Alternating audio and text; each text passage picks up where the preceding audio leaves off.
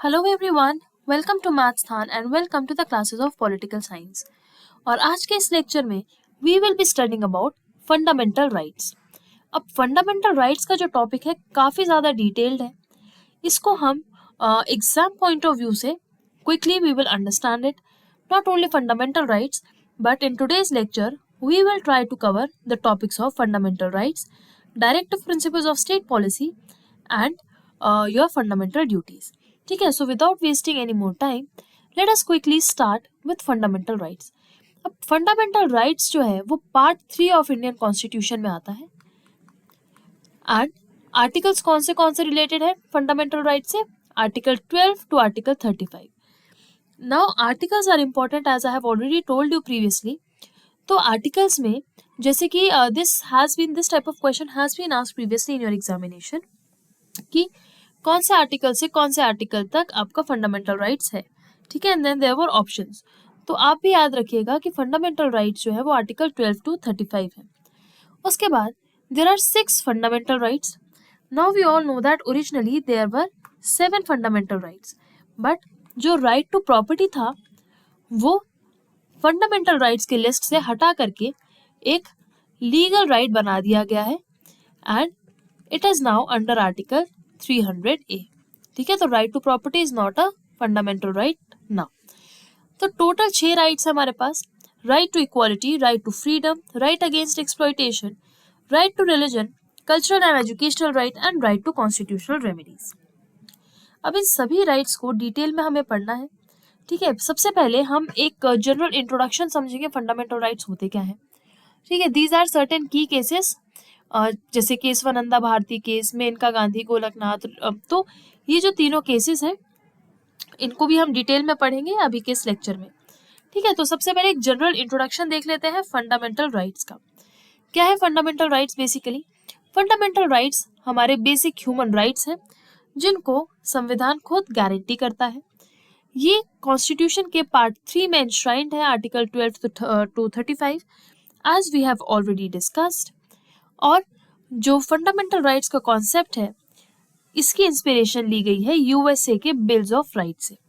ठीक है, so the inspiration for fundamental rights has been taken from USA's bills of right और British traditions follow किए गए हैं. नाउ जो फंडामेंटल राइट्स होते हैं ये जस्टिशिएबल होते हैं. ठीक है, हमने पढ़ा था जब हमने प्रियम्बल के बारे में पढ़ा था तो वी स्टडीड कि प्रियम्बल नॉन जस्टिशिएबल है, यानी it is not enforceable in a court of law. लेकिन फंडामेंटल राइट्स एनफोर्सेबल है.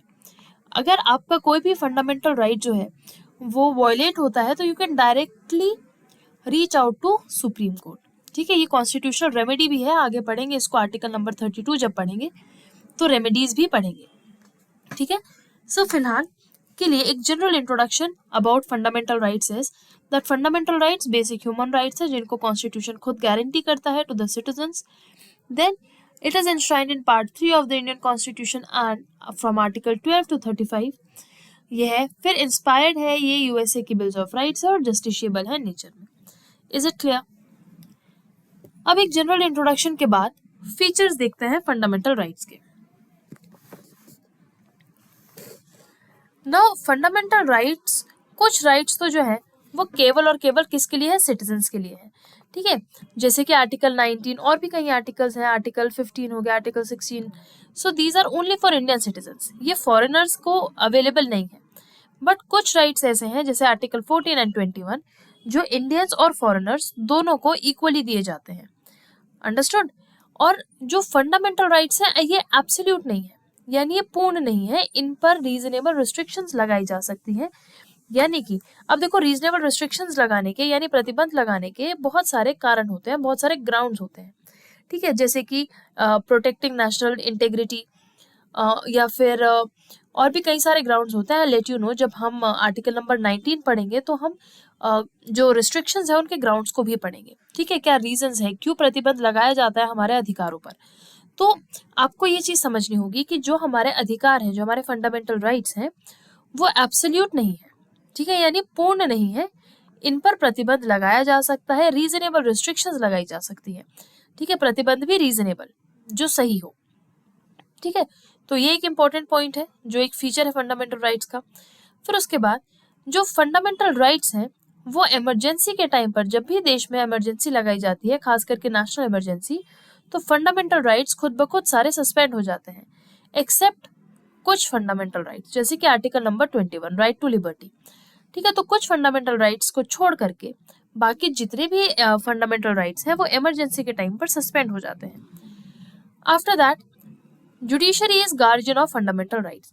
फंडामेंटल राइट्स का गार्जियन है जुडिशरी। जुडिशरी प्रोटेक्ट करता है फंडामेंटल राइट्स को, और यदि किसी भी व्यक्ति का फंडामेंटल राइट वायलेट हुआ है तो फिर वो डायरेक्टली चाहे तो सुप्रीम कोर्ट में जो है वो व्हाट डू वी से, वो लिटिगेशन कर सकता है। ठीक है, so these were certain important features of fundamental right. अब आगे चलते हैं और लिस्ट देख लेते हैं भाई फंडामेंटल राइट्स की। अब बारी आई है फंडामेंटल राइट्स को डिटेल में पढ़ने की। तो क्लासिफिकेशन ऑफ फंडामेंटल राइट्स को जब हम पढ़ रहे हैं तो देखो, हमने कहा था कि आर्टिकल 12 to 35 हमारे फंडामेंटल राइट्स हैं। अब राइट टू इक्वालिटी है आर्टिकल 14 से 18 तक, and here understanding and learning the articles are important. ठीक है, क्योंकि एग्जाम में अक्सर हो सकता है आपको मैच द फॉलोइंग में आ जाए, ठीक है, या फिर एक जनरल डायरेक्ट क्वेश्चन भी आपसे पूछा जा सकता है रिलेटेड टू आर्टिकल्स, क्योंकि जब एग्जाम को डिफिकल्ट बनाना होता है तो आर्टिकल से रिलेटेड क्वेश्चंस ही पूछे जाते हैं, स्पेसिफिकली इन योर पॉलिटी। ठीक है, इंडियन पॉलिटी। तो अब article 14 to 18 is your right to equality, but we said article 12 to 35। So article 12 और 13 क्या है, पहले उसको समझ लेते हैं ब्रीफली। देखो, आर्टिकल नंबर 12 जो है ना, वो डिफाइन करता है इस टर्म स्टेट को। Is it clear?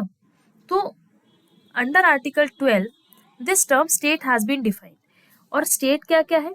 देखो, स्टेट की जो डेफिनेशन है आर्टिकल 12 में वो 4 भागों में डिवाइडेड है। ठीक है, पहला है कि जितने भी गवर्नमेंट या पार्लियामेंट ऑफ इंडिया, जो executive legislative organs of government है, ठीक है, वो सभी स्टेट में काउंट होंगे, ऑर्गन्स ऑफ गवर्नमेंट। ठीक, उसके बाद जो भी, ये तो हो गए सेंटर के।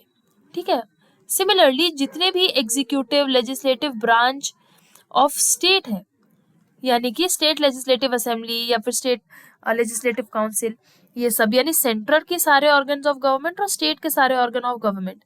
ठीक है, उसके बाद तीसरी चीज जो इंक्लूडेड है वो है all local authorities. All local authorities जैसे कि म्यूनिसिपैलिटीज, पंचायत, ठीक है, and what else, district boards. तो ये भी स्टेट की डेफिनेशन में आते हैं।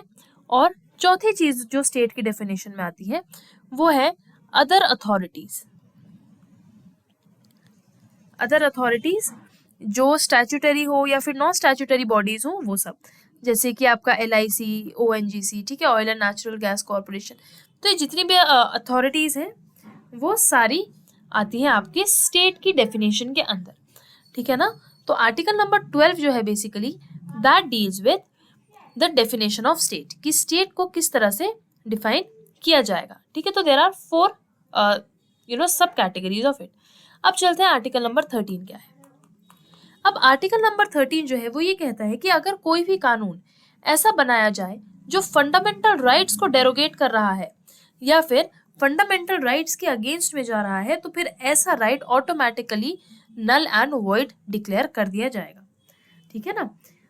तो आर्टिकल 13 बेसिकली ये डिक्लेयर करता है कि जितने भी लॉज इनकंसिस्टेंट है या फिर इनकंसिस्टेंट है फंडामेंटल राइट्स के साथ, या फिर फंडामेंटल राइट्स को डेरोगेट कर रहे हैं, ऐसे कानून आपके वॉइड डिक्लेयर कर दिए जाएंगे या फिर उनको अनकॉन्स्टिट्यूशनल डिक्लेयर किया जाएगा।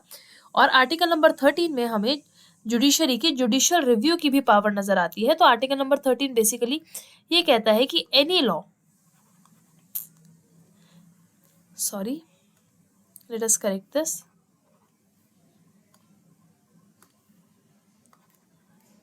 Any law inconsistent with fundamental right will be declared as unconstitutional. तो क्लियर हुआ आर्टिकल 12 और 13 क्या है? आर्टिकल 12 में एक स्टेट क्या है, ठीक है, उसको डिफाइन किया गया है और वो 4 डेफिनेशन उसकी दी गई है, मतलब 4 डेफिनेशन नहीं बट कौन कौन सी अथॉरिटीज स्टेट की डेफिनेशन में आती है वो सब बताई गई है। और आर्टिकल 13 ये कहता है कि अगर कोई भी कानून स्टेट के द्वारा ऐसा बनाया जाए जो फंडामेंटल राइट्स के साथ इनकंसिस्टेंट हो तो फिर ऐसा कानून अनकॉन्स्टिट्यूशनल डिक्लेयर कर दिया जाएगा। क्लियर। अब आर्टिकल 12 और 13 को समझने के बाद जल्दी से चलते हैं article 14 to 18, that is right to equality. अब राइट टू इक्वालिटी में सबसे पहले आता है आर्टिकल नंबर 14 जो कि है equality before law.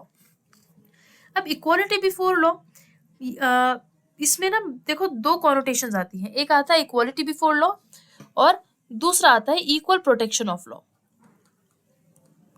Equal protection of law. तो इक्वालिटी बिफोर लॉ और equal protection of law. Equality before law हमने लिया है ब्रिटिश कॉन्स्टिट्यूशन से, मतलब ये ब्रिटिश आइडिया है, और equal protection of law is an American idea. Clear. अब होता क्या है, इक्वालिटी बिफोर लॉ का मतलब होता है कि किसी भी व्यक्ति के पास कोई स्पेशल प्रिविलेजेस ना हो, ठीक है ना, हर व्यक्ति कानून के सामने इक्वल हो, या फिर हर व्यक्ति के लिए चाहे वो अमीर हो या गरीब हो कानून सबके लिए एक बराबर है और कोई भी व्यक्ति कानून से ऊपर नहीं है। तो ये होता है इक्वालिटी बिफोर लॉ, ठीक है, यानी कानून के सामने सब बराबर। उसके बाद इक्वल प्रोटेक्शन ऑफ लॉ क्या कहता है, इक्वल प्रोटेक्शन ऑफ लॉ कहता है कि there should be equal treatment for equals and unequal treatment for unequal, यानी कि सेम सर्कमस्टांसेस में यानी इक्वल सर्कमस्टांसेस में इक्वल ट्रीटमेंट होना चाहिए, ठीक है, बोथ प्रिविलेजेस में और लायबिलिटीज में। और फिर दूसरी चीज ये है कि आपको मतलब जैसे होता है ना कि like should be treated alike, वो वाला कॉन्सेप्ट है बेसिकली इसमें कि जो आपको इक्वल्स को और अनइक्वल्स को डिफरेंटली ट्रीट करना पड़ेगा, समझ रहे हो।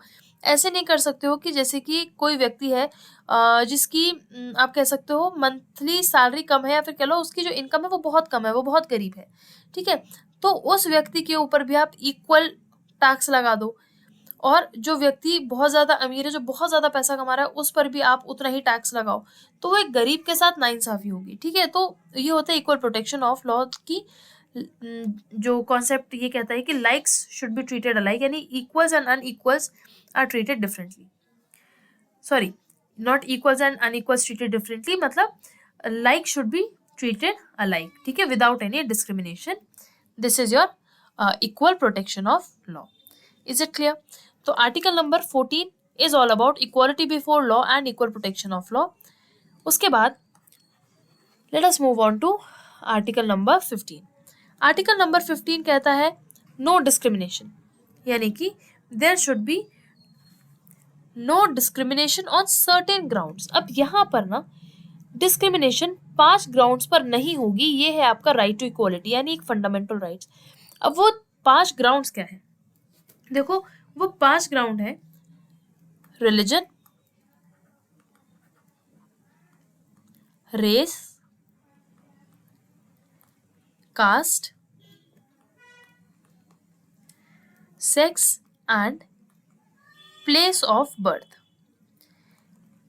अब ये जो आर्टिकल नंबर 15 है ये कहता है that state shall not discriminate any citizen on the grounds only of, यहाँ पर एक वर्ड आता है ओनली, ठीक है, only of religion, race, caste, sex and place of birth. अब इसका मतलब ये हुआ कि स्टेट जो है बाकी चीज़ों के लिए डिस्क्रिमिनेशन कर सकती है। कैसे, अब जैसे कि there are certain sections of backward classes, ठीक है, बैकवर्ड कैटेगरीज, तो उनके लिए government can provide certain discriminatory चीज़ें, मतलब जैसे कि रिजर्वेशन हो गया, राइट, तो वो है कि only on the grounds of, यानी सिर्फ और सिर्फ रिलीजन, रेस, कास्ट, सेक्स और प्लेस ऑफ बर्थ के ग्राउंड्स पर आप डिस्क्रिमिनेशन नहीं करोगे।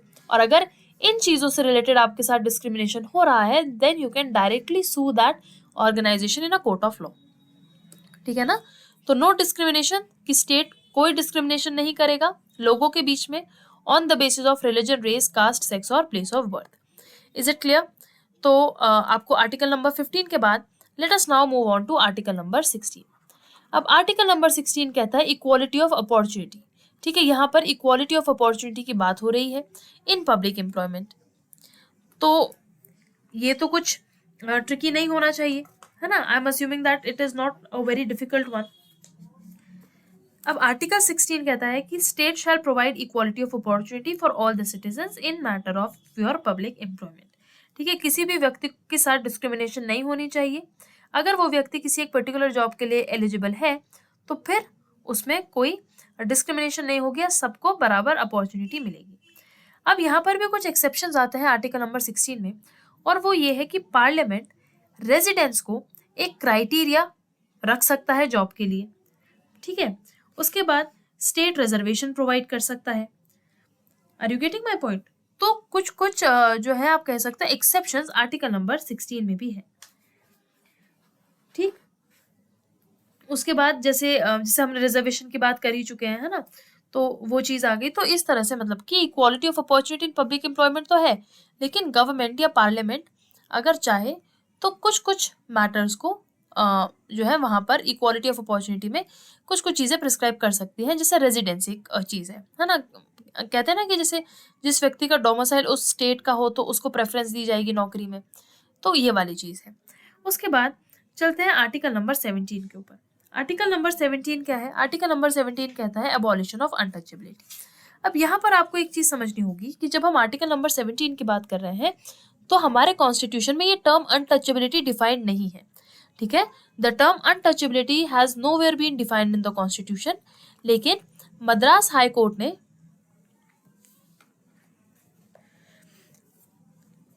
let me just once not Madras High Court, actually it is just a second, मुझे कंफ्यूजन हो गया था थोड़ा सा, so let me just correct it, कि मैसूर हाई कोर्ट ने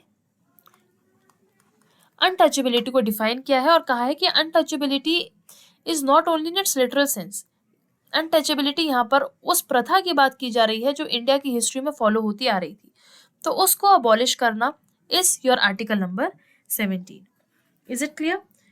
Please do remember कि this term untouchability has nowhere been defined in the constitution. फिर उसके बाद आते हैं article number 18, that is your abolition of titles. अब यानी कि किसी भी बॉडी, किसी भी व्यक्ति को ऐसे टाइटल्स जैसे महाराजा धीराज, राजा, ऐसे टाइटल्स अब अबॉलिश्ड हैं। ठीक है, लेकिन मिलिट्री टाइटल्स या फिर आप कह सकते हो एकेडमिक जो डिस्टिंक्शन लोगों को देना, this is completely legal and valued. जैसे कि टाइटल्स पद्मश्री, पद्म भूषण, ठीक है, ये वाले टाइटल्स मेरिट बेस्ड है, और वीर चक्र, ठीक है, तो ऐसे military and academic titles are permitted. लेकिन उसके अलावा और किसी भी तरीके के टाइटल्स ना तो देना और ना ही किसी फॉरेन कंट्री से एक्सेप्ट करना इंडिया में सही माना जाता है। तो आर्टिकल नंबर 18 के तहत सभी आर्टिकल्स, सॉरी नॉट आर्टिकल, सभी टाइटल्स जो है वो अबॉलिश्ड है। Is it clear? और एक छोटा सा पॉइंट और आप याद रख सकते हो, एक केस है यहाँ पर, जस्ट अ सेकेंड,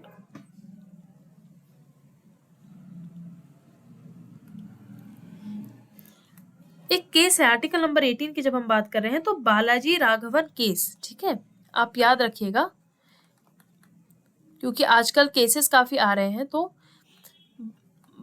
हाँ, इसको भी नोट्स में ऐड कर लीजिएगा कि Balaji Raghavan case of the year 1995, ये वाला वो केस था जहां पर सुप्रीम कोर्ट ने जो नेशनल अवार्ड्स दिए जाते हैं उनको वैलिडेट किया था। ठीक है ना, जैसे कि भारत रत्न, पद्म विभूषण, पद्म भूषण, पद्मश्री, ये सभी जो अवार्ड्स दिए जाते हैं इनको कॉन्स्टिट्यूशनल वैलिडिटी मिली थी इन this particular case, that is Balaji Raghavan case. ठीक है, क्या हुआ था इस केस में कि नेशनल अवार्ड्स को कॉन्स्टिट्यूशनल वैलिडिटी मिली थी, यानी पद्मश्री और ये वाले जितने भी अवार्ड्स हैं these are your constitutionally valid. Clear? तो राइट टू इक्वालिटी के ये जो आर्टिकल्स हैं, जो टोटल 5 आर्टिकल्स हैं, ये क्लियर हुए, तो इसको समझना। Apart from that 12 and 13 article is also clear, I am hoping that. अब चलते हैं राइट टू फ्रीडम की तरफ फटाफट। राइट टू फ्रीडम है आर्टिकल 19 से 22 तक, and this is one of the most detailed fundamental right I would से। अब राइट टू फ्रीडम में भी ना 19 से 22 तक के जो आर्टिकल हैं उसमें 19th आर्टिकल है उसमें भी बहुत सारे क्लॉजेज हैं। ठीक है, जैसे कि आप देख सकते हो जो पहला आर्टिकल है आर्टिकल 19, आर्टिकल 19 में 6 फ्रीडम्स आते हैं। छह फ्रीडम्स कौन से? Speech and expression, assembly, association, movement, residence, profession. और ये वाला जो आर्टिकल है ये केवल और केवल इंडियन सिटीजन्स के लिए है, इसको फॉरेनर्स एंजॉय नहीं कर सकते। अब जैसे सबसे पहला है right to freedom of speech and expression. अब ये आता है आपका article number 19 clause 1 clause A का पार्ट है, ठीक है ना। तो to be exact speech and expression इस आर्टिकल 19 क्लॉज 1 क्लॉज ए। अब इस पर गवर्नमेंट रीजनेबल रिस्ट्रिक्शंस लगा सकती है, ठीक है ना। रीजनेबल रिस्ट्रिक्शन यानी उचित प्रतिबंध लगाए जा सकते हैं। अब बहुत सारे ग्राउंड्स हैं जिन ग्राउंड्स के बेसिस पर ये रोक लगाई जा सकती है, या इस आर्टिकल इस फंडामेंटल राइट को सस्पेंड किया जा सकता है। सस्पेंड तो नहीं, आई शुड से कि रिस्ट्रिक्शन लगाई जा सकती है। अब वो ग्राउंड्स कौन से हैं, क्या रीजन है? अब वो रीजंस है वो मेंशन है आर्टिकल 19 क्लॉज 2 में। तो इसके ग्राउंड्स है sovereignty and integrity of India, security of state, friendly relations with foreign states, public order, decency और morality, contempt of court, defamation and incitement to an offence. अभी total there are 8 grounds of restrictions for your fundamental right to speech and expression. Similarly जो हमारा दूसरा article आता है right to assemble peacefully and without arms, तो ये आता है आपका आर्टिकल 19 क्लॉज बी में। अब इस पर सिर्फ 2 ग्राउंड्स हैं जिसके बेसिस पर इस पर रिस्ट्रिक्शन लगाई जा सकती है। पहला ग्राउंड है sovereignty and integrity of India, और फिर दूसरा है पब्लिक ऑर्डर, ठीक है। फिर तीसरा जो हमारा राइट टू फ्रीडम में जो आता है राइट टू फॉर्म एसोसिएशन, कि आप association, civil societies, cooperative societies बना सकते हो, आर्टिकल 19 क्लॉज 1 क्लॉज सी में। उसमें 3 ग्राउंड्स हैं जिस पर रिस्ट्रिक्शन लगाई जा सकती है on the basis of 3 ground. कौन से हैं वो? Sovereignty and integrity, public order and morality. फिर आता है right to move freely throughout the country, यानी कि आप पूरे देश भर में कहीं पर भी घूम सकते हो, वो आता है अंडर योर आर्टिकल 19 क्लॉज 5 में। और इसमें जो 19 क्लॉज 1 क्लॉज डी में, और इसके जो ग्राउंड ऑफ रिस्ट्रिक्शन है वो 2 हैं। सबसे पहला है इंटरेस्ट ऑफ जनरल पब्लिक। अब देखो ये जो ग्राउंड ऑफ रिस्ट्रिक्शन है ना, इसको अगर पॉसिबल हो तो पढ़ लेना डिटेल में, क्योंकि आई वुड से कि इंडियन पॉलिटी का one of the most important chapter आता है फंडामेंटल राइट्स का, ठीक है ना। तो ग्राउंड्स ऑफ रिस्ट्रिक्शन, हर एक आर्टिकल, हर एक क्लॉज के लिए अलग ग्राउंड ऑफ रिस्ट्रिक्शंस है। तो मूवमेंट के लिए 2 रिस्ट्रिक्शंस है, in the interest of general public और protection of interest of any scheduled tribes. फिर उसके बाद आता है right to reside and settle in any part of the country, यानी आप देश के किसी भी कोने में, किसी भी स्टेट में जाकर सेटल हो सकते हो। अब इस पर प्रतिबंध कब लगाया जा सकता है, क्या ग्राउंड है? सबसे पहले इन the interest of general public, अगर जनरल पब्लिक के हित में वो चीज नहीं है तो फिर उसको रिस्ट्रिक्ट किया जा सकता है। और दूसरा है protection of interest of scheduled tribes. Is it clear? फिर उसके बाद आता है प्रोफेशन, ठीक है। अच्छा, जो राइट टू प्रॉपर्टी था वो 44th अमेंडमेंट द्वारा हटा दिया गया था, तो now we have only 6 rights. और right to practice any profession, ये आता है आपके clause article number 19 clause 1 clause G में, ठीक है ना। आर्टिकल नंबर 19 के क्लॉज 1 क्लॉज जी में ये आता है। अच्छा, आप सोच रहे होगे कि यहाँ पर बी सी डी ई, ठीक है, 19 क्लॉज 1 क्लॉज ई। अब जो एफ था ना, ये 19 क्लॉज 1 क्लॉज एफ, ये था आपका राइट टू प्रॉपर्टी, जो अब एक लीगल राइट हो गया है 44th अमेंडमेंट द्वारा। प्रोफेशन में article number 19 clause 1 clause G में, अब इसमें 3 ग्राउंड्स ऑफ रिस्ट्रिक्शंस है। पहला है in the interest of general public, दूसरा है रिक्वायरमेंट ऑफ नेसेसरी प्रोफेशनल और टेक्निकल क्वालिफिकेशन, यानी कि भाई अगर आपके पास वो क्वालिफिकेशन नहीं है तो फिर आप उस प्रोफेशन को नहीं फॉलो करोगे, ठीक है। और फिर तीसरा है एनी ट्रेड और बिजनेस इंडस्ट्रीज और service carried on by state to the exclusion of citizens, यानी कोई भी ट्रेड और बिजनेस इंडस्ट्रीज या सर्विस जो भी ऑर्गेनाइजेशन ले रही है वो उस हिसाब से प्रोफेशन आपको दे सकते हैं। वो आप ये नहीं कह सकते कि अरे मेरा फंडामेंटल राइट है, अगर मुझे ये करना है तो मैं ये करूंगा। अरे पर आपके पास अगर टेक्निकल स्किल्स नहीं है, आपको उस जॉब का आइडिया नहीं है, तो फिर you can not go into the supreme court and file a litigation कि ये तो मेरा राइट है, ठीक है। Things don't happen like that. तो आपको ये आर्टिकल नंबर 19 के सब क्लॉजेस समझ में आए। अब इन सभी के ऊपर रीजनेबल रिस्ट्रिक्शन यानी उचित प्रतिबंध लगाया जा सकता है ऑन वेरियस ग्राउंड्स। वो ग्राउंड्स मैंने आपको बता दिए हैं, बाकी डिटेल में आप चाहो तो अपने नोट्स में उनको ऐड कर लेना, ठीक है। पर right to speech and expression के 8 ग्राउंड्स हैं टोटल। देन असेंबली के लिए there are total 2 grounds. Similarly you'll have to just go through कि किन किन रीजंस की वजह से इन पर प्रतिबंध लगाया जा सकता है. Is it clear? अब आर्टिकल नंबर 19 के बाद चलते हैं आर्टिकल नंबर 20 पे. तो आर्टिकल नंबर 20 है आपका protection in criminal cases. Protection in criminal cases का मतलब क्या है? अब जो आर्टिकल 20 है ये प्रोटेक्शन ग्रांट करता है अगेंस्ट व्हाट? लोगों को प्रोटेक्ट करता है किसके अगेंस्ट? स्टेट के एक्सेसिव पनिशमेंट या फिर अपनी मनमर्जी से दी जाने वाली सजा से. ठीक है, तो आर्टिकल नंबर 20 मतलब इंडिविजुअल्स को प्रोटेक्ट किया जाता है किसी भी स्टेट की एक्सेसिव या फिर आर्बिट्ररी पनिशमेंट से. क्लियर हुआ? अब यहाँ पर ये कहा जाता है कि चाहे सिटीजन हो या फिर फॉरेनर हो या फिर कोई भी लीगल पर्सन जैसे कि कोई कंपनी और कॉरपोरेशन हो, ये सभी इसमें इंक्लूड किए जाते हैं. ठीक है, ये सिर्फ और सिर्फ इंडिविजुअल के लिए नहीं है. Article number 20 is for your foreigners also. It is for I would से किसी भी कॉरपोरेशन के लिए भी है ये. ठीक है, तो इट इज फॉर एवरीवन. अब इसमें भी जो है 3 प्रोविजंस आते हैं आर्टिकल नंबर 20 में भी. सबसे पहला प्रोविजन है no ex facto, I would say no ex, there is one more word, yeah, no ex post facto. ठीक है, no ex post facto law. अब इसका क्या मतलब है? इसका मतलब है कि अगर किसी व्यक्ति ने कोई काम किया है, कोई क्राइम किया है, ठीक है, तो पहली चीज तो ये है कि भाई आप उसको उतनी ही सजा दोगे जितनी लॉ ने डिस्क्राइब करी है. ठीक है, आर्बिट्रेरी सजा उसको नहीं दोगे. और दूसरी चीज, उसको सजा तभी मिलेगी जब उसने उस टाइम पर कोई लागू कानून को वॉयलेट किया हो. ठीक है ना, आप ऐसे नहीं अपनी मर्जी से बना के बोल सकते कि अरे तुमने ये चीज को वॉयलेट करा. वो चीज वैलिड होनी चाहिए, यानी उस टाइम पे वो कानून दैट शुड बी देयर. ठीक है, तो इसलिए किसी भी व्यक्ति को एक तो उसकी जो प्रिस्क्राइब्ड लॉ ने पनिशमेंट दी है उससे ज्यादा पनिशमेंट आप नहीं दे सकते. दूसरा जो इसमें चीज आती है वो आती है no double jeopardy. No double jeopardy का मतलब है कि आप सेम ऑफेंस के लिए किसी व्यक्ति को 2 बार पनिश नहीं करोगे. अगर किसी ने कोई क्राइम किया है तो आप उसको एक बार सजा दोगे एंड दैट इज इट. आप उसको सेम ऑफेंस के लिए एक बार से ज्यादा सजा नहीं दे सकते हो. ठीक है, और तीसरा पार्ट जो आता है आर्टिकल 20 में वो आता है no self incrimination. Self incrimination का मतलब क्या? कि आप किसी भी व्यक्ति को अपने ही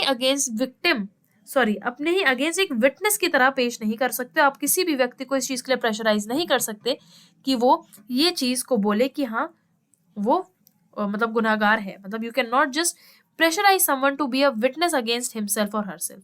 ठीक है, तो ये है आर्टिकल 20 का क्रक्स कि इंडिविजुअल को या फिर कॉर्पोरेशन हो गए. देखो आर्टिकल 20 केवल और केवल इंडिविजुअल्स के लिए नहीं है, ये सिटीजन्स के लिए, फॉरेनर्स के लिए एंड इवन कॉर्पोरेशंस के लिए है. ठीक है ना, तो स्टेट जो है कैसे मतलब इंटरफेयर नहीं करेगा या कैसे फंडामेंटल राइट्स प्रोटेक्ट कर रहे हैं अगेंस्ट क्रिमिनल केसेस, वो आप अब तक समझ गए होगी. ठीक है, 3 चीजें याद रखना आर्टिकल 20 में. No ex post facto law, दूसरा no double jeopardy and no self incrimination, जो मैंने आपको अभी अभी ब्रीफली समझाया है. अब उसके बाद चलते हैं आर्टिकल नंबर 21. अब देखो आर्टिकल नंबर 21 है right to life and personal liberty. ठीक है, अब आर्टिकल नंबर 21 कहता है कि कोई भी व्यक्ति अपनी लाइफ से डिप्राइव नहीं किया जाना चाहिए except procedure established by law. यानी कि अगर उसने कोई हीनियस क्राइम किया है या कोई उसको सजा मिलनी चाहिए तो तब. ठीक है ना. अच्छा, फिर इसमें ना कुछ केसेस भी आते हैं, जैसे गोपालन केस आता है, तो सुप्रीम कोर्ट ने उस केस में बड़ा ही नैरो इंटरप्रिटेशन दिया था आर्टिकल नंबर 21 का. ठीक है ना, और ये कहा था कि आर्टिकल 21 सिर्फ और सिर्फ आर्बिट्ररी एग्जीक्यूटिव एक्शन के अगेंस्ट है, ना कि लेजिस्लेटिव एक्शन के अगेंस्ट. ठीक है, तो मेनका केस में सुप्रीम कोर्ट ने इसको ओवररूल कर दिया था. तो आर्टिकल नंबर 21 से रिलेटेड ना काफी केसेस हैं जो आपको पता होने चाहिए. ठीक है, मैं आपको ब्रीफली बता रही हूँ बिकॉज हमें काफी सारी चीजें कवर करनी है एंड आई डोंट थिंक कि हम फंडामेंटल राइट्स, फंडामेंटल ड्यूटीज और डीपीएसपी 1 घंटे में पढ़ पाएंगे.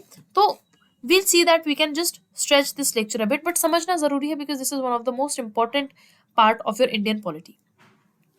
तो केसेस है जैसे कि मैंने अभी बताया जैसे गोपालन केस था, गोपालन केस के बाद आपका मेनका गांधी केस आया। यहाँ पर इन्होंने बोला कि आर्टिकल 21 जो है वो सिर्फ और सिर्फ आर्बिट्ररी एग्जीक्यूटिव एक्शन से इंडिविजुअल को प्रोटेक्ट करता है, लेजिस्लेटिव एक्शन से नहीं।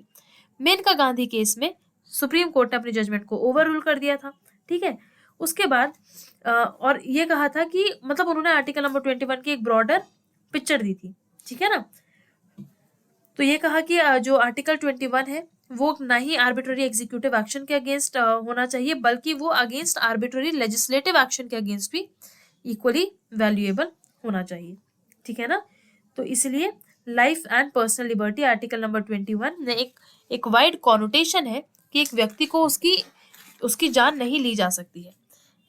Is it clear? हर व्यक्ति के पास अपनी पर्सनल जो लाइफ है, लिबर्टी का पूरा पूरा हक है।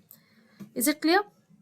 अब आर्टिकल नंबर 21 में ना बहुत सारे सब क्लॉजेस हैं। ठीक है, जैसे right to live with human dignity, right to privacy, right to shelter, right to health.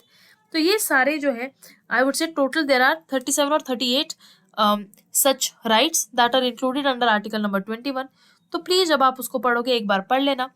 अब जो उसमें सबसे ज्यादा इंपॉर्टेंट है वो है आर्टिकल नंबर 21 का क्लॉज ए, जो कि है right to education, not clause, article number 21A basically. तो right to education 86 constitutional amendment act द्वारा ऐड किया गया था। ठीक है ना, इन द ईयर 2002। ठीक है, और क्या बोला था कि एज ऑफ 6 to 14 को क्या मिलना चाहिए? कंपल्सरी एजुकेशन मिलनी चाहिए, फ्री एंड कंपल्सरी एजुकेशन मिलनी चाहिए to all the children between the age of 6 to 14 years. ठीक है ना, तो 86 कॉन्स्टिट्यूशनल अमेंडमेंट एक्ट के द्वारा 21A वॉज एडेड। अब बढ़ते हैं हमारे आर्टिकल नंबर 22 के अगेंस्ट। अब ये है प्रोटेक्शन अगेंस्ट अरेस्ट, यानी कि आर्टिकल 22 क्या ग्रांट करता है भाई? ये लोगों को प्रोटेक्ट करता है जिनको अरेस्ट किया गया है या फिर डिटेन किया गया है। डिटेन मतलब कि उनको जैसे आपने देखा होगा ना क्राइम पेट्रोल वगैरह में कि व्हाट डू वी से कि ठीक है हम तुम्हें जेल में बंद नहीं कर रहे, लेकिन तुम शहर छोड़कर नहीं जाओगे। ठीक है, या फिर कुछ लोगों को एक हाउस अरेस्ट भी होता है ना, कि अपने ही घर से बाहर नहीं जाने की इजाजत होती है उनको। तो वो होता है डिटेंशन, जब आप किसी व्यक्ति को डिटेन कर दो कहीं फ्री मूवमेंट से। ठीक है, तो दैट इज देयर। तो आर्टिकल नंबर 22 प्रोटेक्ट करता है ऐसे लोगों को जो अरेस्ट हो चुके हैं या फिर डिटेन किए गए हैं। अब डिटेंशन, अरेस्ट एंड डिटेंशन। अब डिटेंशन भी दो तरह की होती है, प्रिवेंटिव एंड प्यूनिटिव। ठीक है, अब जो है प्रिवेंटिव डिटेंशन क्या होती है कि जहां पर जो पर्सन है जिसको बिना ट्रायल के, बिना कन्विक्शन के जो है सुप्रीम कोर्ट कहती है कि ठीक है इसको डिटेन करो क्योंकि ये खतरा हो सकता है। ठीक है, कोई क्राइम, ये बड़ा क्राइम कर सकता है, तो फिर इसको डिटेन किया जाए। ठीक है, एंड देन प्यूनेटिव क्या होती है कि उसने कोई ऑफेंस कमिट कर दिया है और आफ्टर ट्रायल एंड कन्विक्शन उसको डिटेन किया गया है। तो प्रिवेंटिव होती है कि अभी उस व्यक्ति ने क्राइम करा नहीं है, ठीक है, लेकिन इस चीज का डर है या इस चीज की आशंका है कि वो ये क्राइम कर सकता है, तो उसको प्रिवेंटिव डिटेंशन में डाल दिया जाता है। प्यूरेटिव डिटेंशन तब दी जाती है जब व्यक्ति का क्राइम प्रूफ हो गया हो कोर्ट में। ठीक है, कि इस व्यक्ति ने क्राइम किया है, तो फिर उस व्यक्ति को डिटेन कर दिया जाता है क्योंकि उसने वो क्राइम को ऑलरेडी कमिट किया है। ठीक है ना। अच्छा, फिर अरेस्ट के अगेंस्ट कैसे प्रोटेक्ट करते हैं? आर्टिकल नंबर 22 कहता है कि बिना वारंट के a person can not be arrested. ठीक है ना। और अगर आप किसी व्यक्ति को अरेस्ट कर रहे हो तो उसके कुछ ग्राउंड्स हैं। पहली बात तो ये कि आपको इन्फॉर्म करना होगा कि क्यों अरेस्ट किया गया है। दूसरी बात, उस व्यक्ति के पास ये अधिकार है कि वो अपने लीगल प्रैक्टिशनर या फिर जो उनका कहते हैं ना कि अपने लॉयर से वो डिस्कस कर सकता है। ठीक है, उसको ये पूरा अधिकार है कि वो कंसल्ट कर ले अपने लॉयर से। फिर उसके बाद अरेस्ट करने के 24 घंटे के अंदर अंदर जो है ये मैजिस्ट्रेट के सामने जो है वो पेश करना पड़ता है, जिसमें जर्नी टाइम इंक्लूड नहीं होता। ठीक है, उसके बाद अगर 24 घंटे में कोई फर्दर प्रूफ नहीं मिलता तो उस व्यक्ति को छोड़ना भी पड़ता है। ठीक है, तो ये कुछ सेफगार्ड्स हैं जो आर्टिकल नंबर 22 प्रोवाइड करता है। ठीक है। अच्छा, अब ये जो है ये कहते हैं ना कि जो सिटीजन नहीं है और एनिमी नेशंस को बिलोंग करते हैं जैसे पाकिस्तान या चाइना, उनके लिए ये चीज नहीं है। ठीक है ना, तो ये article is not for them. तो कुछ कुछ एक्सेप्शंस है। फिर उसके बाद देखो और भी चीजें आती हैं आर्टिकल नंबर 22 में, जैसे कि मैं आपको ब्रीफली एक्सप्लेन कर देती हूँ कि किसी भी व्यक्ति को 3 महीने से ज्यादा डिटेन नहीं किया जा सकता अनलेस एंड अनटिल एक एडवाइजरी बोर्ड की ये रिपोर्ट दी जाए कोर्ट में, जहां पर ये बताया जाए कि भाई सफिशिएंट ग्राउंड्स हैं हमारे पास कि इस व्यक्ति को क्यों 3 महीने से ज्यादा के लिए डिटेन करना है। अदरवाइज 3 महीने से ज्यादा आप किसी व्यक्ति को डिटेन नहीं कर सकते हो। Is it clear? तो ये कुछ कुछ चीजें हैं जो आर्टिकल नंबर 22 प्रोवाइड करता है। ठीक, अब चलते हैं हमारे तीसरे फंडामेंटल राइट की तरफ, जो है right against exploitation, that is article number 23 and 24। Article number 23 prohibits trafficking and forced labour. ठीक है, ये तो this is not at all difficult. ठीक है, तो जो भी जो बेसिकली एक ट्रैफिकिंग का जो काम है उसको प्रोहिबिट करता है, और फोर्स्ड लेबर के अगेंस्ट ये जो है आपका this particular fundamental right is there. ठीक है, एंड आई वुड से कि ये वाला जो राइट है ना article number 23, it is available to both. ठीक है, यहाँ पर ये वाला जो राइट है ये अवेलेबल है सिटीजन्स के लिए भी as well as non citizens के लिए भी। Is it clear? अच्छा, ह्यूमन ट्रैफिकिंग का मतलब तो आई होप आप समझते ही होंगे, लोगों को, इंसानों को खरीदने बेचने का काम, या फिर इमोरल ट्रैफिकिंग औरतों की या फिर बच्चों की। ठीक है, या फिर स्लेवरी। तो ये सारी चीजें प्रोहिबिटेड है और इनके अगेंस्ट पनिशमेंट है अगर ऐसा कुछ होता है तो। ठीक है, so I hope this is not very complicated, ये तो इजी है। ठीक है, अब चलते हैं आर्टिकल नंबर 24 की तरफ, जो है नो चाइल्ड लेबर, यानी 14 साल से कम का जो बच्चा है वो हजार्डियस एक्टिविटीज में इन्वॉल्व नहीं हो सकता, जैसे माइनिंग का काम हो गया या कंस्ट्रक्शन हो गया या रेलवेज हो गया। ऐसे में 14 साल से कम बच्चों को आप काम पर नहीं रखोगे। ठीक है ना? हाँ, वो बच्चे किसी भी हार्मलेस या फिर किसी भी इनोसेंट काम में एम्प्लॉय किए जा सकते हैं, लेकिन हजार्डियस इंडस्ट्रीज में, वर्क माइंस वगैरह में 14 साल से कम उम्र के बच्चों को काम पर रखना प्रोहिबिटेड है। Is it clear? अच्छा, चाइल्ड लेबर के ऊपर एक बहुत इंपॉर्टेंट लॉ भी है, that is the child labour protection, sorry, the child labour prohibition and regulation act 1986। ठीक है ना? तो दैट इज आर्टिकल 23 एंड 24 किसके अगेंस्ट? एक्सप्लॉइटेशन के अगेंस्ट, यानी ह्यूमन ट्रैफिकिंग के अगेंस्ट, चाइल्ड लेबर के अगेंस्ट। ठीक है, याद रखना 23 एंड 24। अब चलता है फोर्थ फंडामेंटल राइट, जो है फ्रीडम ऑफ रिलीजन। ये थोड़ा इंपॉर्टेंट है हमारे लिए, आर्टिकल 25 से 28 तक। अब आर्टिकल 25 कहता है that we have the freedom of religion. ठीक है, बेसिकली आर्टिकल नंबर 25 हमें इजाजत देता है कि हर व्यक्ति जो है एंटाइटल्ड है कि वो अपने कॉन्शियंस को फ्रीली उसको व्हाट डू वी से इट कि एनालाइज करे। ठीक है, जिस धर्म में वो मान्यता रखना चाहते हैं उस धर्म में वो रखे। तो बेसिकली आर्टिकल नंबर 25 जो है that is freedom of conscience और free profession, practice and propagation of religion, कि आप अपने रिलीजन को प्रोफेस कर सकते हो। ठीक है, सही तरीके से उसको प्रोपोगेट कर सकते हो और प्रैक्टिस कर सकते हो जैसे आप चाहो। ठीक है ना? मतलब कि प्रोफेस करना मतलब क्या, कि आप डिक्लेयर करो कि मैं इस पर्टिकुलर रिलीजन में बिलीफ रखता हूँ और मैं ओपनली इस चीज को एक्सेप्ट कर रहा हूँ। लेकिन बस वही बात है कि इस चीज को बहुत ज्यादा एक्सट्रीमिटीज में ना लेकर के जाया जाए। So otherwise following your religion is absolutely your fundamental right, whatever religion a person wants to follow, he और शी कैन फॉलो दैट। ठीक है, सो दिस इज इट। अब देखो, ये वाला जो आर्टिकल है आपका, आर्टिकल नंबर 25, ठीक है, यहाँ पर पब्लिक ऑर्डर, मोरालिटी, हेल्थ के बेसिस पर रीजनेबल रिस्ट्रिक्शंस लगाए जा सकते हैं। ठीक है ना? स्टेट के पास इजाजत होती है कि वो इकोनॉमिक, पॉलिटिकल, फाइनेंशियल या फिर किसी भी सेकुलर एक्टिविटी के लिए रिलीजियस प्रैक्टिसेस को रेगुलेट कर सकती है। State has this power. ठीक है, या फिर सोशल वेलफेयर या फिर रिफॉर्म एक्टिविटीज को प्रोवाइड करने के लिए भी स्टेट जो है वो काम कर सकती है। Is it clear? अच्छा, आर्टिकल नंबर 25 में ना 2 चीजें और इंक्लूडेड हैं, ध्यान से उस चीज को समझना।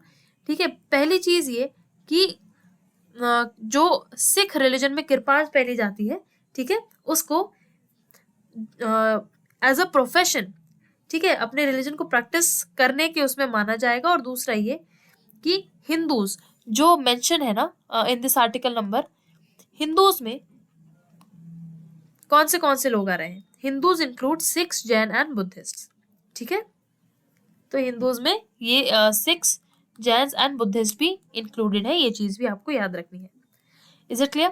फिर चलते हैं आर्टिकल नंबर 26 जो कहता है कि you have the freedom to manage religious affairs, यानी हर रिलीजियस डिनोमिनेशन का, हर रिलीजियस ऑर्गेनाइजेशन के पास ये अधिकार है कि वो अपने अफेयर्स को खुद से मैनेज कर सकता है।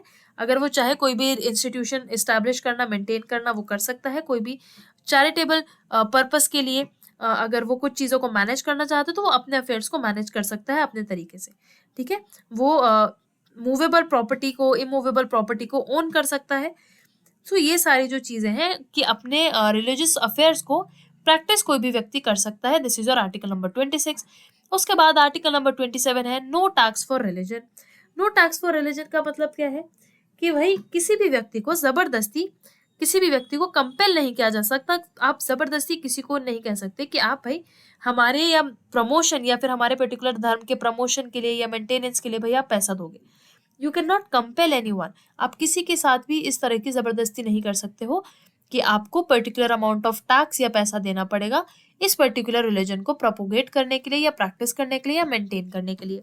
ठीक है, तो सिंपली दिस इज इट।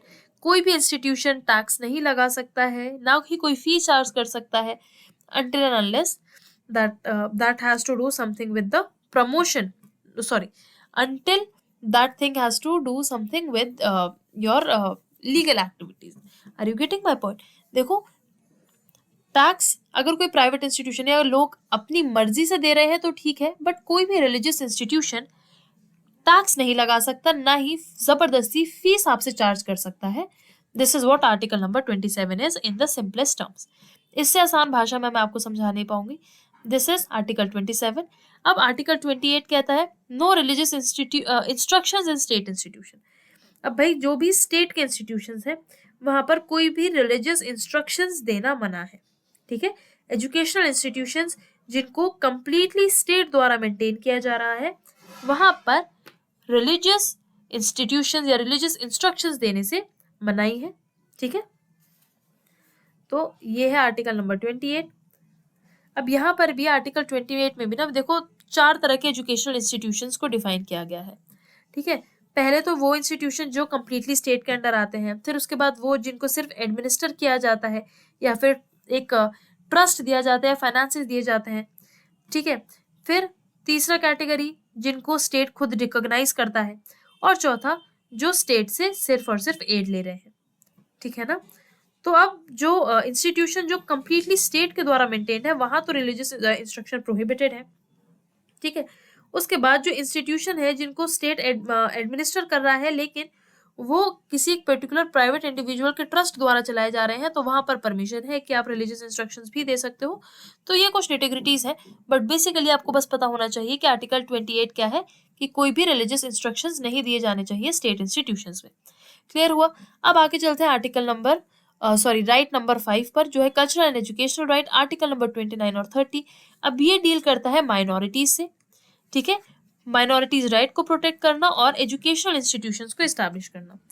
तो देखो आर्टिकल नंबर 29 जो है वो ये कहता है कि कोई भी सेक्शन है, ठीक है, लोगों का जो किसी भी पार्ट में रह रहे हैं इंडिया के, चाहे उनकी अलग लैंग्वेज हो या अलग स्क्रिप्ट कल्चर कुछ भी हो, ठीक है, वो अपने जो ऑथेंटिसिटी है उसको प्रिजर्व कर सकते हैं। यानी कि माइनॉरिटी राइट्स का मतलब क्या है कि कोई भी एक सेक्शन है जो माइनॉरिटी है बेसिकली, तो उनके पास ये पूरा अधिकार है कि वो अपने भाषा को, अपने कल्चर को, अपने जो ट्रेडिशंस हैं उनको प्रिजर्व कर सकते हैं। ठीक है, और ये इन इन चीज़ों से रिलेटेड, यानी कोई भी माइनॉरिटी को किसी भी एजुकेशनल इंस्टीट्यूशन में एडमिशन लेने से या फिर आप कह सकते हो उसका हिस्सा बनने से डिनाई नहीं किया जा सकता। ठीक है ना, only on the grounds of, हमने पढ़ा था आर्टिकल नंबर 15 में, रिलीजन, रेस, कास्ट, सेक्स और प्लेस ऑफ बर्थ। ठीक है, तो this is your article number 29 जो कि माइनॉरिटीज को ये पूरा का पूरा अधिकार देता है कि वो अपनी लैंग्वेज, अपने कल्चर, अपने ट्रेडिशंस को प्रिजर्व कर सकते हैं। Is it clear? और यहाँ पर आर्टिकल नंबर 29 जो है ये religious minorities as well as linguistic minorities दोनों की बात कर रहा है, ये भी आप याद रखोगे। Religious minorities and linguistic minorities.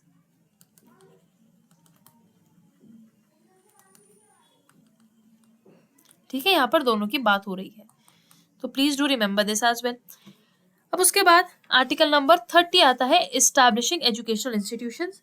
तो आर्टिकल 30 ग्रांट करता है माइनॉरिटीज को ये अधिकार, दोनों अगेन रिलीजियस और लिंग्विस्टिक, कि वो उनके पास ये अधिकार है कि वो अपने रिलीजन के लिए सॉरी नॉट देयर रिलीजन, अपने बेसिकली कल्चर के लिए एजुकेशनल इंस्टीट्यूशंस को एस्टैब्लिश कर सकते हैं। ठीक है, any doubt to anyone till here? I don't think कि अभी तक तो जो हम पढ़ रहे हैं दिस इज, आई वुड से कि मैं कोशिश कर रही हूँ कि आपको एक डिटेल्ड नॉलेज भी हो, ठीक है, प्लस ऐसा कुछ ना हो जो आप बाद में पढ़ो और आपको ऐसा लगे कि अरे ये तो काफी ज्यादा अलग चीज है। हाँ, I would agree that there are certain very nitty gritties and minute things also, पर हमें एग्जाम से रिलेवेंट इतनी चीजें जो है वो हमारे फाउंडेशन को स्ट्रॉन्ग करती हैं, तो ये तो हमें बेसिक पढ़ना ही पढ़ना है। Is it clear? चलो अब आगे चलते हैं आर्टिकल नंबर 32 पर। ठीक है, सो आर्टिकल नंबर 32 जो है वो है हमारा राइट टू कॉन्स्टिट्यूशनल रेमेडीज। अब राइट टू कॉन्स्टिट्यूशनल रेमेडीज को हार्ट एंड सोल भी कहा गया है कॉन्स्टिट्यूशन का, very important, and this was said by doctor BR Ambedkar. ठीक है, अब ये जो राइट है ना आर्टिकल नंबर 32, ये खुद ये कहता है कि भाई अगर तुम्हारा कोई भी अधिकार वायलेट हो रहा है तो आप डायरेक्टली हाई कोर्ट या सुप्रीम कोर्ट में जा सकते हो। ठीक है, तो ये रेमेडीज भी प्रोवाइड कर दी और इस रेमेडी को भी फंडामेंटल राइट बना दिया गया है।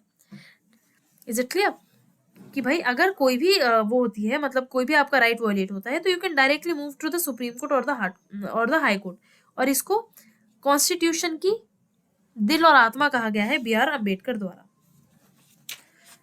Is it clear? तो article number 32 is also clear to everyone.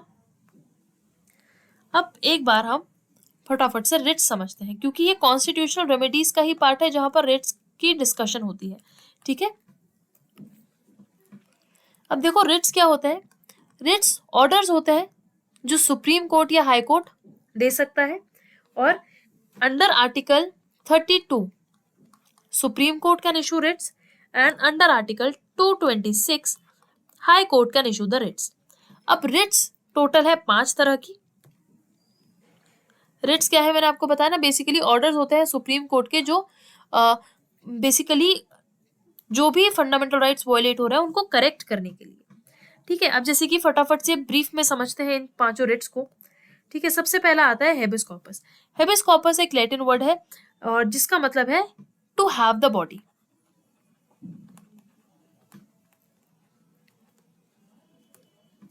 अब ये सुप्रीम कोर्ट किसी व्यक्ति के लिए देता है, ठीक है, जिसको या फिर जिसने किसी दूसरे व्यक्ति को डिटेन किया गया है, डिटेन कर रखा है। For example a person has been detained, ठीक है, उसको डिटेन करके रखा हुआ है और दैट डिटेंशन इज अनलॉफुल, तो फिर सुप्रीम कोर्ट हेबिस कॉर्पस का रिट इशू करता है अगेंस्ट दैट इंडिविजुअल जिसने किसी दूसरे व्यक्ति को डिटेन कर रखा है, और बोलता है कि उस व्यक्ति को हमारे सामने पेश करो। और अगर वो व्यक्ति इनोसेंट होता है तो फिर सुप्रीम कोर्ट उसे बाइज्जत बरी भी कर देता है, तो फिर डिटेंशन का कोई ग्राउंड नहीं रहता। और ये भी कहा जाता है कि ये वाला जो रिट है ना, ये बुलवर्क है इंडिविजुअल लिबर्टी का अगेंस्ट आर्बिट्ररी डिटेंशन। बुलवर्क समझते हैं, यानी एक मेन स्तंभ है, ठीक है, कि आर्बिट्ररीली कोई भी ऑर्गेनाइजेशन, कोई भी अथॉरिटी डिटेन ना कर सके किसी भी इंडिविजुअल को। Is it clear? So habeas corpus का मतलब है कि अगर किसी भी व्यक्ति को अनलॉफुली डिटेन करके रखा हुआ है तो सुप्रीम कोर्ट या फिर हाई कोर्ट ये ऑर्डर दे सकता है कि आप उस व्यक्ति को हमारे सामने पेश करो, और अगर उसकी कुछ गलती नहीं निकलेगी तो फिर उसको बाइज्जत बरी भी कर दिया जाता है। So this is the writ of habeas corpus. अब मैंडामस क्या है? मैंडामस का जो मीनिंग है वो है वी कमांड। अब ये कमांड है जिसको कोर्ट इशू करता है किसी भी पब्लिक ऑफिशियल के अगेंस्ट में, ठीक है। सो इसको इशू किया जाता है किसी भी पब्लिक ऑफिशियल के अगेंस्ट में, और उससे ये कहा जाता है कि भाई आप अपनी ड्यूटीज को फुलफिल करो अच्छे से, पूरी तरीके से, ठीक है। यानी कि ऑफिशियल ड्यूटीज को फॉलो करने में अगर कोई भी पब्लिक ऑफिशियल फेल हो जाता है या फिर अपनी ड्यूटीज को ठीक तरह से फुलफिल नहीं कर पा रहा है, अपनी ड्यूटीज को फॉलो नहीं कर रहा है, तो फिर सुप्रीम कोर्ट या फिर हाई कोर्ट भी ये कमांड करते हैं उस इंडिविजुअल को कि आप अपनी ड्यूटीज को ठीक से फॉलो करिए। और देखो सुप्रीम कोर्ट या हाई कोर्ट से आपके पास ये कमांड आना या रिट इशू होना आपके अगेंस्ट एक बहुत बड़ी बात होती है, ठीक है ना। तो this is moved against public official for what, to perform the duties, ठीक है ना। और ये जो है ये सिर्फ इंडिविजुअल्स के अगेंस्ट नहीं बल्कि किसी पब्लिक बॉडी, कॉरपोरेशन या फिर इंफीरियर कोर्ट या ट्राइब्यूनल के अगेंस्ट भी इशू किया जा सकता है। अब जैसे हमने बोला हेबिस कॉर्पस तो पर्सन्स के अगेंस्ट था, है ना, लेकिन यहाँ पर आप किसी भी इंफीरियर कोर्ट या फिर गवर्नमेंट ऑर्गेनाइजेशन के लिए आप इसको रिट को इशू किया जा सकता है, ठीक है ना। तो आपको ये चीज समझनी है, पब्लिक ऑफिशियल या फिर any organisation, tribunal, inferior courts, उसके अगेंस्ट ये इशू की जा सकती है। उसके बाद तीसरा आता है प्रोहिबिशन। प्रोहिबिशन का मतलब होता है रोकना, है ना, to forbid.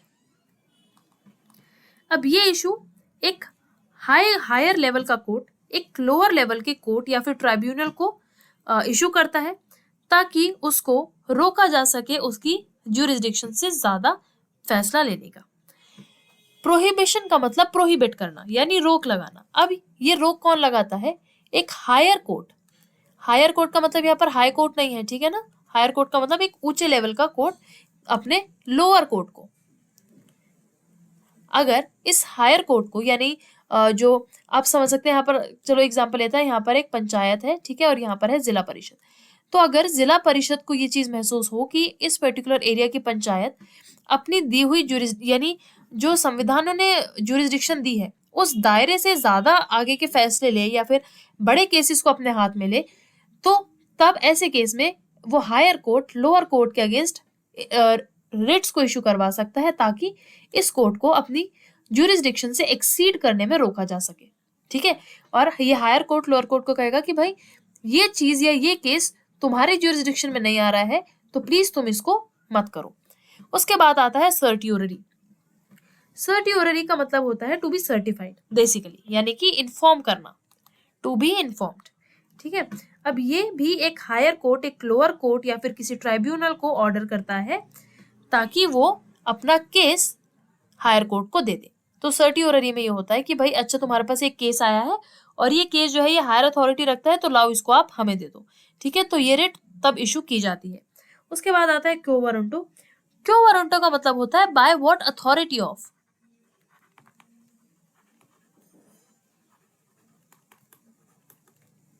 Bye what authority of.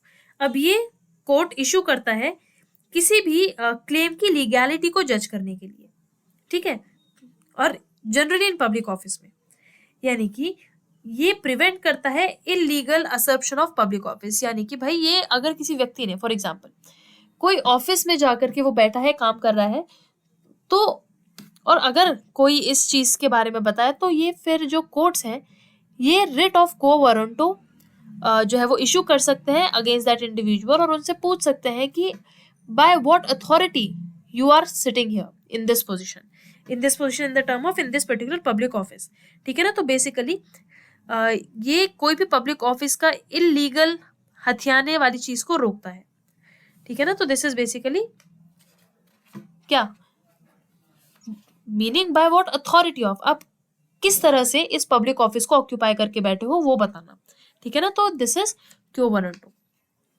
Is it clear, rate समझ में आए।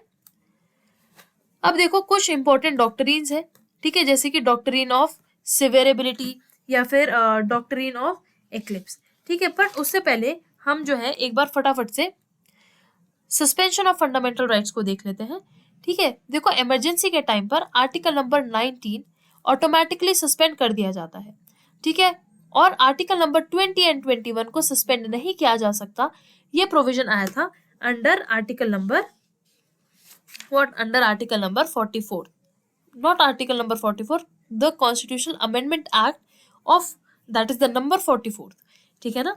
तो ये जो इमरजेंसी के टाइम पर जो हमने पहले भी पढ़ा था कि जब इमरजेंसी लगाई जाती है या इमरजेंसी घोषित की जाती है तो उस टाइम पर जो फंडामेंटल राइट्स है वो ऑटोमेटिकली सस्पेंड हो जाते हैं, ठीक है।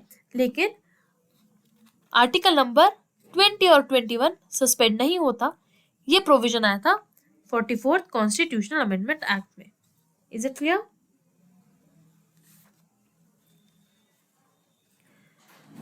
तो ये चीज आई होप आपको ये तो समझ में आया है कि इमरजेंसी के टाइम पर आर्टिकल 19 ऑटोमेटिकली सस्पेंड कर दिया जाता है, पर आर्टिकल नंबर 20 एंड 21 को सस्पेंड नहीं किया जाता। Is it clear? Now moving on, कुछ इंपॉर्टेंट केसेस। अब जो ये इंपॉर्टेंट केसेस है ना, देखो सबसे पहले आता है गोलकनाथ केस। गोलकनाथ केस में ये जजमेंट दी गई थी सुप्रीम कोर्ट द्वारा कि पार्लियामेंट फंडामेंटल राइट्स को अमेंड नहीं कर सकता। फिर केशवानंदा भारती केस आया जहां पर बेसिक स्ट्रक्चर डॉक्ट्रिन दिया गया, यानी कि आप कॉन्स्टिट्यूशन को अमेंड कर सकते हो लेकिन उसके फीचर्स, उसके बेसिक फीचर्स को आप डिस्ट्रॉय नहीं कर सकते हो। ठीक है, सो दैट इज देयर। फिर उसके बाद आता है मेनका गांधी केस। मेनका गांधी केस ने आर्टिकल नंबर 21 को एक्सपैंड करा था, यानी उसका जो ड्यू प्रोसेस था उसको एक्सपैंड किया गया था। और फिर एडीएम जबलपुर केस में fundamental rights suspended during emergency, ये वाला प्रोविजन लाया गया था। ठीक है, तो बस आपको ना कुछ बेसिक बस की पॉइंट्स, एक एक लाइन याद रखनी है कि फंडामेंटल राइट्स से रिलेटेड गोलकनाथ केस में क्या कहा गया था। गोलकनाथ केस में ये कहा था कि फंडामेंटल राइट्स को फंडामेंटल राइट्स को पार्लियामेंट बदल सकता है, चेंज कर सकता है। Sorry, I just said the opposite. Golaknath case में ये कहा गया कि पार्लियामेंट फंडामेंटल राइट्स को बिल्कुल भी अमेंड नहीं कर सकता। ठीक है, अमेंडेबल नहीं है। फिर उसके बाद केशवानंदा भारती केस आया जिसमें था कि आप कॉन्स्टिट्यूशन को या फंडामेंटल राइट्स को अमेंड कर सकते हो बट उसका बेसिक फीचर डिस्ट्रॉय नहीं कर सकते। And then Maneka Gandhi case ने इसको एक्सपैंड किया था। And then ADM Jabalpur case में फंडामेंटल राइट्स ड्यूरिंग इमरजेंसी को सस्पेंड करने का जो है ये स्टेटमेंट आया था। ठीक है, इज इट क्लियर? और देखो और भी ऐसा नहीं है, देयर आर सर्टेन केसेस। ठीक है, जैसे कि आई आर कोएल्हो केस है। ठीक है, एक 2007 का। So that is relating to your 9th schedule. ठीक है ना, तो कुछ कुछ बहुत इंपॉर्टेंट केसेस हैं जो आपको पता होने चाहिए। So please whenever you are studying particular articles या फिर पर्टिकुलर केसेस, तो कुछ इंपॉर्टेंट केसेस को भी आप लोग अपने एग्जाम के लिए पढ़ करके जा सकते हो। ठीक है, इज इट क्लियर एवरीवन? चलो अब आगे चलते हैं, कुछ इंपॉर्टेंट अमेंडमेंट्स। सबसे पहला आता है 44th अमेंडमेंट। 44th अमेंडमेंट में जैसे कि मैंने बताया आपको, हमने प्रीवियसली पढ़ा है कि आर्टिकल 20 और 21 को लाया गया था, प्रोटेक्ट किया गया था। ठीक है, आर्टिकल नंबर 20 और 21 is your right to life and liberty. And what is your article number 20? Quickly have a look here. Article number 20 is your protection in criminal cases. Clear?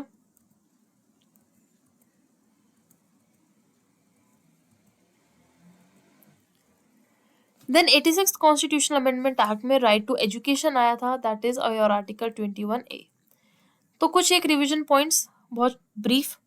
Article 12 to 35 are your fundamental rights. Writs important है जो हमने briefly समझी है, कौन सी Ritz का क्या काम है। फिर आर्टिकल 32 यानी कि कॉन्स्टिट्यूशनल रेमेडीज को heart and soul of constitution कहा गया है बाय BR अम्बेडकर। उसके बाद आर्टिकल नंबर 21 जो है वो काफ़ी ज़्यादा डायनेमिक है, right to life and personal liberty. And I have already told you कि उसमें अराउंड 37 to 38 राइट्स आते हैं, right to privacy, right to shelter, right to health, clean drinking water, sanitation, etcetera etcetera. ठीक है, इसलिए इसको most dynamic कहते हैं। और केसेस जो है, एज आई टोल्ड यू कि आप केसेस जो रिलेटेड है जैसे Golaknath case, Kesavananda Bharati case, at least आपको ये पता होना चाहिए कि क्या जजमेंट आई थी। ठीक है, रिलेटेड टू फंडामेंटल राइट्स। तो केसेस भी आपके लिए इस चैप्टर से पढ़ना समझना इंपॉर्टेंट हो जाते हैं। ठीक है, अब हमें पढ़ना है directive principles of state policy.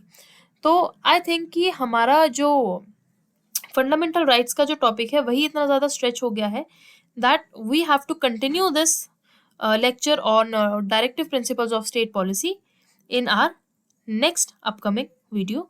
तो उसमें हम directive principles of state policy पढ़ेंगे एंड फंडामेंटल ड्यूटीज़ को कवर करेंगे, क्योंकि DPSPs और फंडामेंटल ड्यूटीज़ कंपैरेटिवली छोटे टॉपिक्स हैं as compare to your fundamental rights.